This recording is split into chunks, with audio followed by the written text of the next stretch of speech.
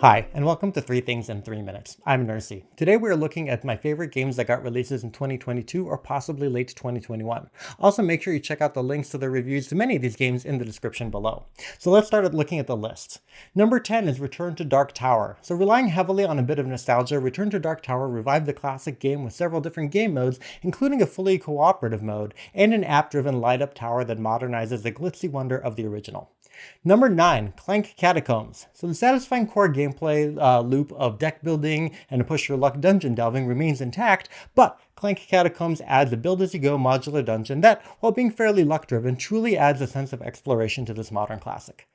Number 8 is Nemesis Lockdown. So this sequel to the excellent Nemesis still keeps the tense semi-cooperative gameplay of being hunted by aliens, but adds new wrinkles like managing a power grid to increase your chances and puzzling out the game's conditions to determine whether or not your bosses are trying to kill you.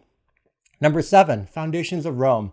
Deceptively simple to learn, Foundation of Rome takes the classic mechanics of bidding for real estate, tile laying, and engine building to make a game that's not only a great entry-level experience, but with the miniatures version looks stunning on the table. Number 6 is My Father's Work. So My Father's Work takes a relatively simple game of worker placement and resource management and turns it into a uniquely fascinating narrative of Victorian-era horror with an app that guides changes to the game board and mechanics based on the choices players make. Number 5 is Ark Nova. So Ark Nova is a sort of greatest hits of many Euro games that came before it, borrowing mechanisms from escalating card actions, tile placement, and tableau building into a complex puzzle that leaves you feeling satisfied at the end of the long game with the zoo you've built.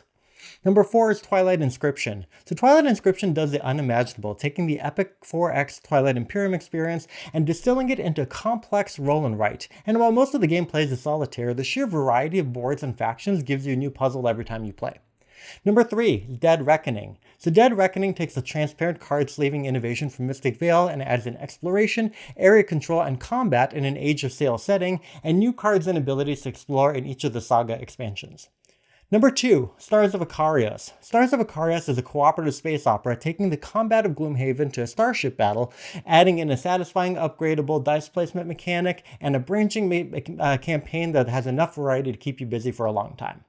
And number 1 is Planet Unknown. So the planet terraforming polyomino puzzle of this excellent game always feels satisfying when you can put your pieces exactly where you want them, and the rotating tray with simultaneous drafting and turns means that the game always moves fast no matter how many players you have.